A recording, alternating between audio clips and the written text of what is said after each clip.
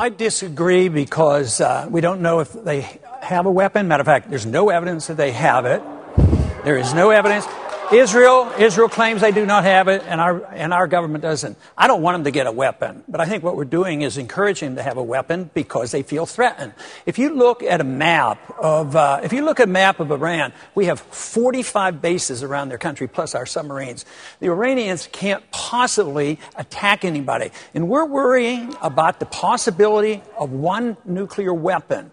Now, just think about the Cold War. The Soviets had 30,000 of them, and we talked to them. The Soviets killed 100 million people, and the Chinese, and we worked our way out of it. And if you want to worry about nuclear weapons, worry about the nuclear weapons that were left over from the Soviet Union. They're still floating around. They don't have them all detailed. So we're ready to go to war. I say going to war rapidly like this is risky and it's reckless. Now, if they're so determined to go to war, the only thing I plead with you for, if this is the case, is do it properly. Ask the people and ask the Congress for a declaration of war. This is war, and people are going to die, and you've got to get a declaration of war.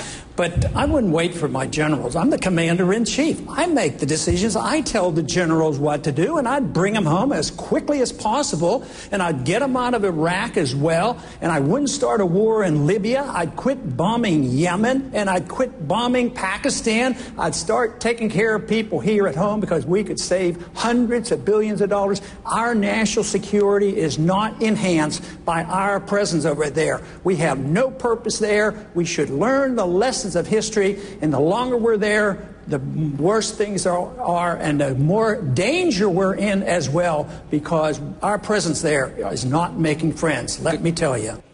I yield 2.5 minutes to an American patriot, someone who's been relentless in his efforts to stop America from blundering into foreign adventures. Congressman Ron Paul from Texas. Gentleman from Texas is recognized for 2.5 minutes.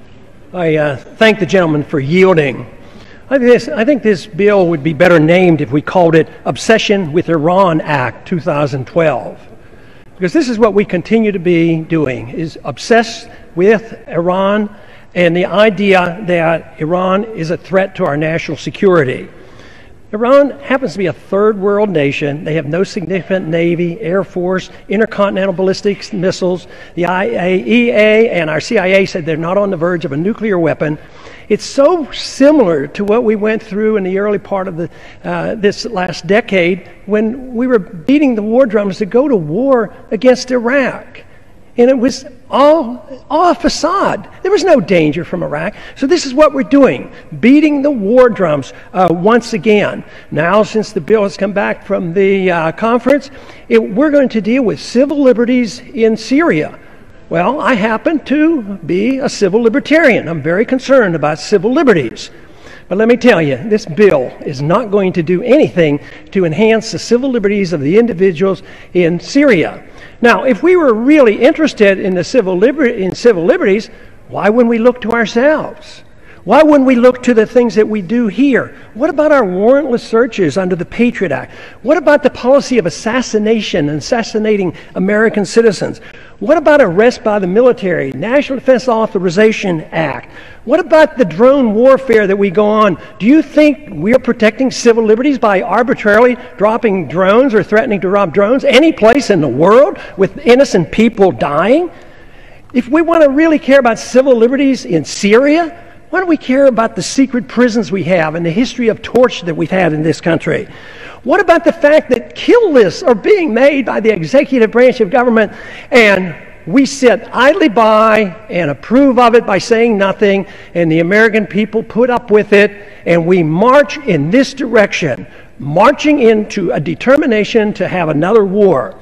When you put on sanctions on a country, it's an act of war, and that's what this is all about. The first thing you do when war breaks out between two countries is you put sanctions on them. You blockade the country. So this is an act of war. What would we do if somebody blockaded and put sanctions on us and prevented the importation of any product in this country?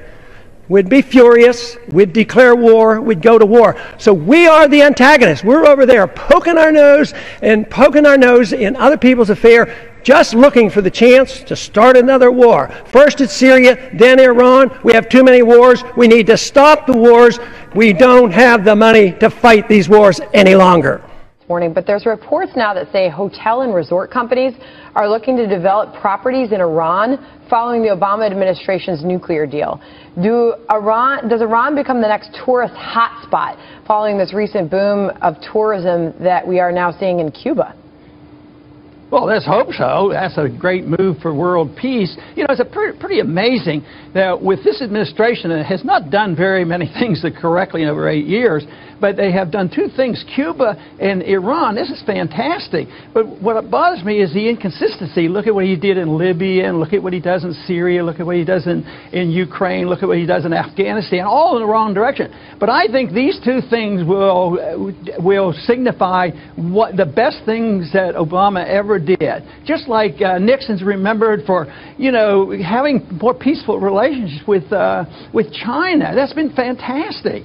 And I think this is great, and I hope they do, and I hope everybody benefits, but I wish they would be more consistent and say, well, if friendship and trade is worthwhile and it leads to a more peaceful world, why don't we do a lot more of it? At the same time, though, we're off looking for a fight someplace. We're looking to fight with Russia and China and everybody else. It makes no sense. There was a period of time that we were strong enemies of Iran and friends of Saddam Hussein. You know, during that period of time when the Iraqis were fighting Iranians, and that was in the 80s. But in 1988, in the process of this, our Navy shot down a commercial airline. 290 Iranians were killed. But you know, I bet there isn't one in 20,000 or 1 in a million Americans would have any idea about that. But well, and it wasn't a big deal. Matter of fact, the captain of that ship ended up getting special nominations for awards for being a great leader, a military leader. But that is remembered. They remember the coup. The Iranians remember the coup. And I think what most people don't realize is that when we do these things, we elicit the radicals. I mean, I don't think there would be an Ayatollah in charge if we had just stayed out of there. What if our foreign policy of the past century is deeply flawed and has not served our national security interests? What if we wake up one day and realize that the terrorist threat is a predictable consequence of our meddling in the affairs of others and has nothing to do with us being free and prosperous? What if propping up repressive regimes in the Middle East endangers both the United States and Israel? What if occupying countries like Iraq and Afghanistan and bombing Pakistan is directly related to the hatred directed toward us? What if someday it dawns on us that losing over 5,000 American military personnel in the Middle East since 9/11 is not a fair trade-off for the loss of nearly 3,000 American citizens, no matter how many Iraqi, Pakistani, and Afghan people are killed or displaced? What if we finally decide that torture, even if called enhanced interrogation technique, is self-destructive and produces no useful information, and that contracting it out to a third world nation is just as evil? What if it is finally realized that war and military spending is always destructive to the economy? What if all wartime spending is paid for through the deceitful and evil process of inflating and borrowing? What if we finally see that wartime conditions always undermine personal liberty? What if conservatives who preach small government wake up and realize that our interventionist foreign policy provides the greatest incentive to expand the government? What if conservatives understood once again that their only logical position is to reject military intervention and managing an empire throughout the world? What if the American people woke up and understood that the official reasons for going to war are almost always based on lies and promoted by war propaganda in order to serve special interests? What if we as a nation came to realize that the quest for empire eventually destroys all great nations? What if Obama has no intention of leaving Iraq? What if a military draft is being planned for the wars that will spread if our foreign policy is not changed? What if the American people learn the truth, that our foreign policy has nothing to do with national security, that it never changes from one administration to the next? What if war and preparation for war is a racket serving the special interests? What if President Obama is completely wrong about Afghanistan and it turns out worse than Iraq and Vietnam put together?